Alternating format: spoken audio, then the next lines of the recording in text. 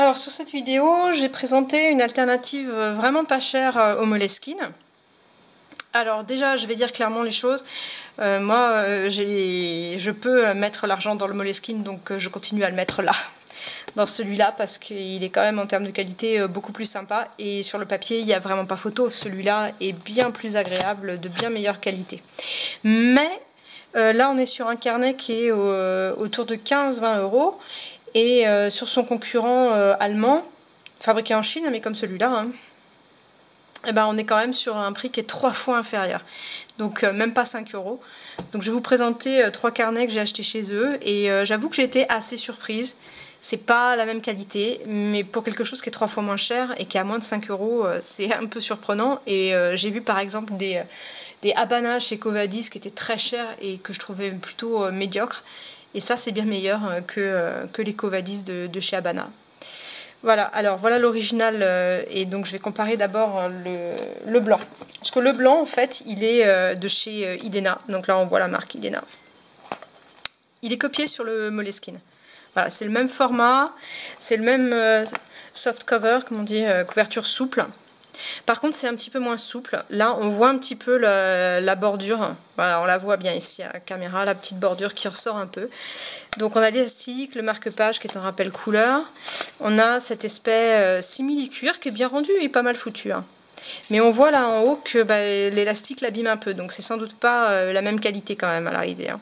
Et on voit que ça va s'abîmer un petit peu ici. Ce qui n'est pas le cas sur les Moleskine, ils tiennent très bien la durée. Voilà, donc on a la partie cuir et carton. Et ensuite, moi je l'ai pris en squared. Voilà, il tient bien, très bien ouvert. On a la petite pochette soufflet à l'arrière. La grosse différence, c'est le papier. Voilà, le papier n'est pas d'aussi bonne qualité. Ça reste une super économique. Si on a envie d'avoir un carnet qui ressemble à Moleskine mais qu'on n'a pas trop les moyens, celui-là il vaut 4,99 €, je crois. C'est surprenant. Alors ensuite, j'ai enlevé le Moleskine parce que curieusement, c'est assez marrant, ils ont copié leur carnet couverture souple sur Moleskine et puis ils ont copié leur carnet couverture dure sur les Leuchtturm. Donc là j'ai mon Leuchtturm. Voilà, c'est le même format que le Leuchtturm qui est en couverture souple ici. Et là on l'a en couverture dure. Ah, je vais rapprocher, je ne sais pas si on va bien voir. C'est aspect cuir, mais on ne retrouve pas la beauté de la couverture Moleskine. C'est beaucoup plus cheap. Hein. Celui-ci, ça paraît beaucoup plus que sur celui à couverture souple. Hein. Celui-ci paraît beaucoup plus cheap, mais ça reste un joli carnet style Moleskine hardcover, quoi. Voilà, j'ai fait un essai d'écriture. Bon, c'est agréable d'écrire sur ce papier, ça tient bien ouvert, c'est ce qu'on attend. Mais c'est pas un papier d'aussi belle qualité que sur le Moleskine. Pochette soufflée à la fin, qui est complètement papier. Hein. Pour le coup, c'est vraiment le papier. Là, ça tiendra pas des masses. En même temps, je m'en sers pas, donc je m'en fiche un peu. Voilà, celui-ci, c'est pareil, pas cher du tout. Sympa. Et enfin, chez eux, j'ai trouvé aussi ce carnet qui, curieusement, est un peu plus cher que les autres, alors qu'il fait un petit peu plus léger. Mais bon. Et celui-ci fait un peu Traveler's Notebook, il fait un peu carnet de voyageur.